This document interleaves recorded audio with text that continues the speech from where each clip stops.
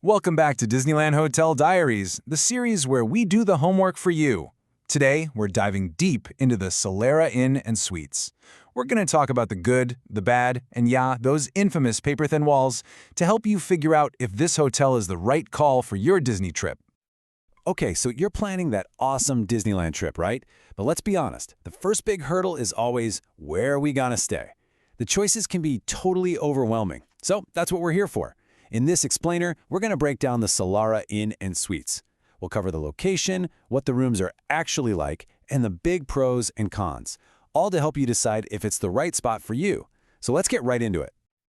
All right, first things first, location. You know, when it comes to a Disneyland trip, this is kind of everything. It can totally make or break not just your budget, but your energy levels too. So, how far are we talking? Well, the Solara Inn is about a 20-minute walk to the main gates of Disneyland. And, it's important to point out this isn't just a simple stroll down the block. The walk actually takes you up and over a freeway overpass. That's for sure something to think about, especially after you've been on your feet for like 12 hours straight in the parks. Yeah, and this leads to a pretty common strategy we see from guests. A lot of people will walk to the park in the morning, when they're full of energy, but at the end of a long day, they'll just grab a Lyft or an Uber back. And believe me, that $7 ride can feel like an absolute lifesaver for those tired feet. And it's not just about the parks. You've got some pretty solid options right nearby. There's a Shakey's Pizza, literally next door, perfect for a super easy dinner. Plus, there are tons of other restaurants just a short walk or a quick drive away. So yeah, you're not right on Disney's doorstep, but you are definitely not out in the middle of nowhere. Okay, so the location? It's a bit of a trade-off for sure, but what about the rooms? After walking all those miles in the park, is this a place where you can actually crash and recharge? Let's take a look. So one thing you see over and over and over again in reviews for the Solara is this: the beds are super comfortable. And let's be real here. After a marathon day at Disneyland, a good bed isn't just a nice little perk, it's an absolute necessity. And hey, it's not just about the beds. People say the rooms feel pretty modern and recently updated. A huge plus, at least for a lot of people, is the hard flooring instead of carpet. It just feels cleaner, Most rooms also have a mini fridge and a microwave, which is clutch for storing drinks and leftovers, a great way to save a little bit of cash. But, and this is a big but, here's the other side of the coin. The #1 most common complaint about the Solara Inn is the noise. This quote really says it all.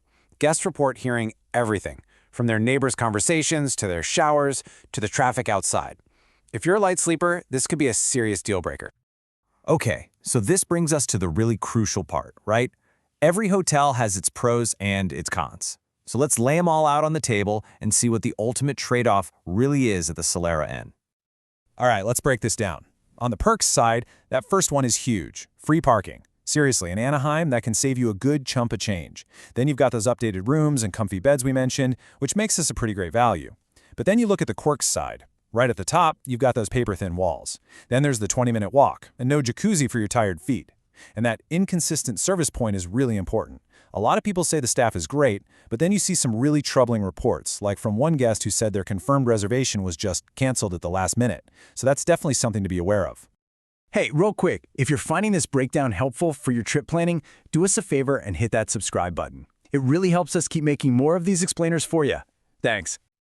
All right, let's bring it all together. We've looked at the location, the rooms, the good, the bad. So what's the final verdict? Is the Solara Inn the right hotel for your next Disney trip? So, who is this hotel really for? Well, ask yourself this. Are you a hardcore park goer who basically just needs a clean, safe place to crash at night? Is free parking your #1 priority? And maybe most importantly, are you a heavy sleeper who doesn't mind a bit of noise? If you're nodding your head yes to all of that, then yeah, the Solara Inn could be a perfect fit. And if you do decide to book it, we've got a few pro tips for you, pulled straight from guest reviews. First, when you book, ask for a room that's further back from the office to cut down on that street noise. Second, plan on spending that $7 for an Uber back from the park at night. Trust me, your feet will thank you. Third, if you need a fridge and microwave, make sure you confirm it's in your room when you book. And last but not least, yeah, it's probably a good idea to pack some earplugs, just in case. So it really all boils down to this, doesn't it? Is saving some serious cash on your hotel worth a 20-minute walk and, yeah, packing a pair of earplugs? That's the big trade-off. And you're the only one who can decide if that makes sense for your trip. Thanks for diving into this explainer with us.